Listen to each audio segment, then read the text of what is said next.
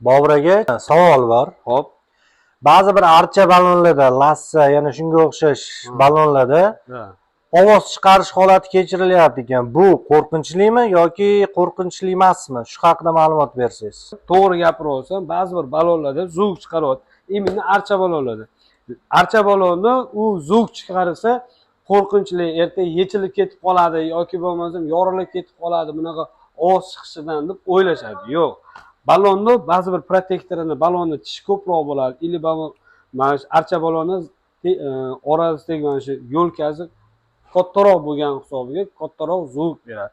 Bu ballonni o'zini aslidagi zvuki bo'ladi.